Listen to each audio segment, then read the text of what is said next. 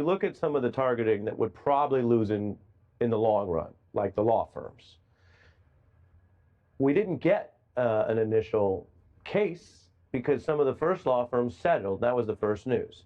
Now I just quoted from a proceeding where judges seem very skeptical of government power being used to target firms this way. What does that tell you about the nature of the pushback? Because we've heard about picking the right battles and Democrats saying, well, are they only advocating for this or that detainee versus fighting everything because that's the only way you'll find out what sticks? Look, what we've learned is that courage is contagious. Somebody's got to go first, and there is an overwhelming sentiment in this country that people are tired of Trump's chaos and corruption and increased costs.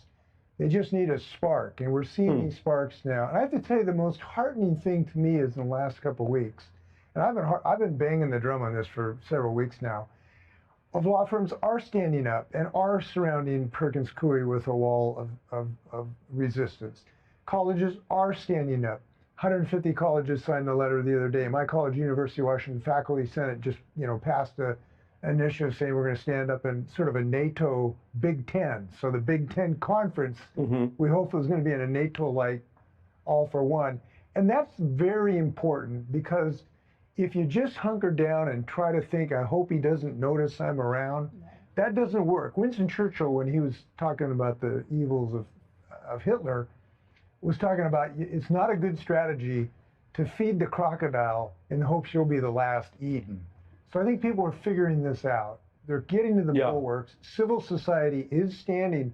And this is really important because we've got to make sure that civil society, all of our organizations, will stand behind the Supreme Court when it does rein this guy in, which is happening, and I believe will happen in spades coming up. Yeah, it happened in a 7-2 vote over the weekend, which is a big deal. This president is not Hitler, although Larry David in a satirical piece in the Times did explore how many dinners one could have with a dictator.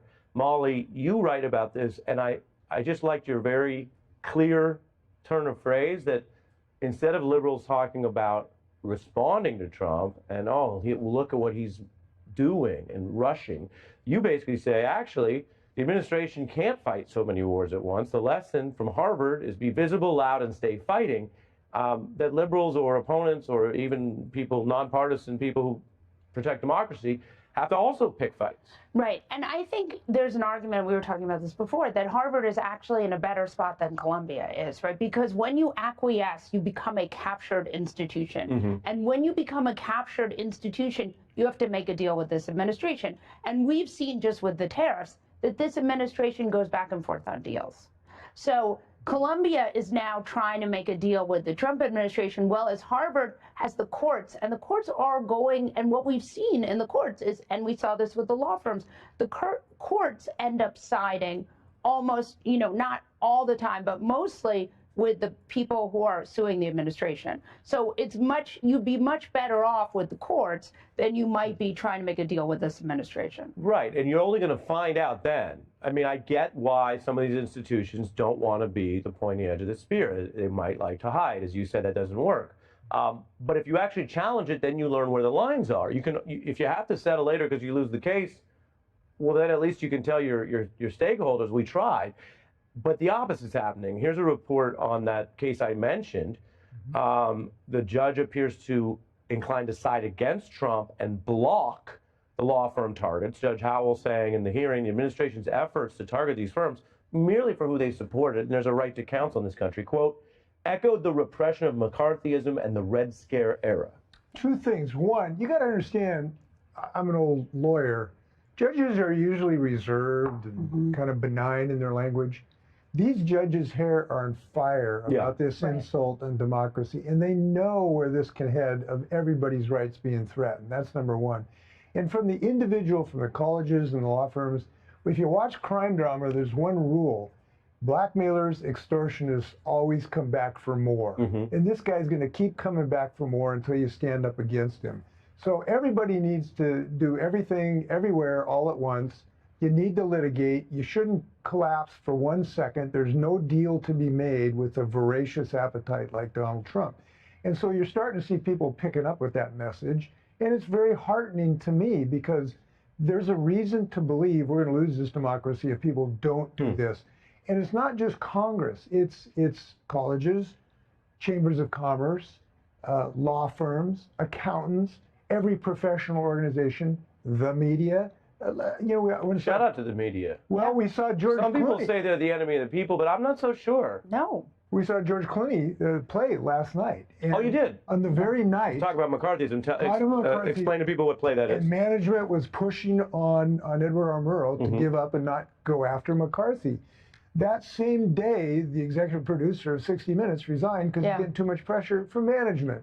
Yeah. Every organization in America today, every social organization, I believe, has some need and obligation to stand up against this guy. Yeah, so Governor, let's dig into that, because that's about free speech. Yeah. And a strange thing has happened on the internet where certain business people and propagandists found that free speech was a good talking point. So they took the talking point, not the substance. Yes. But you're talking about, and we might be covering this more this week, that 60 Minutes, a venerable institution, their executive producer, who is nonpartisan, got the track record, said the Trump pressure, which came up and over on the corporate side, attacked free speech. Now, I want to be clear.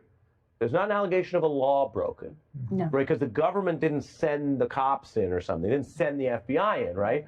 But the free speech principles that journalists in 60 Minutes and others back were so compromised, says the 60 Minutes leader who resigned, by those Trump corporate efforts. So my question to you, as someone who's been a big Democrat, run a state, do Democrats need to get back on the free speech bandwagon? Have they almost lost the branding on this to business people? You know, I'm whether you call it free speech or whether you say, look, we're paying our taxes, so there's one thing we ought to expect every president: just follow the damn law. Right. That's what our attorney just said. That's all we're asking here. That may resonate more. Follow the damn law, respect my rights, we follow the Constitution and your oath. Either you call it free speech or just quit abusing me as a totalitarian. Either one works for me. But the point is, this executive, the way our system is set up, they have so many levers if they want to be evil to pull, and they're pulling almost all of them. Yeah. Contracts, firing people. Right, which is big government abuse. You want big government in your campus. You want big government. Listen, in your boardroom, if you're a conservative right now, if you're a true old-fashioned conservative, you ought to be going crazy what Trump is doing, because he is demonstrating how evil government could be to your citizens. And that it's corrosive. We want a free society where people make up their own mind, whether that's in business, which is private commerce, or a campus, which is independent. So they're going against all that.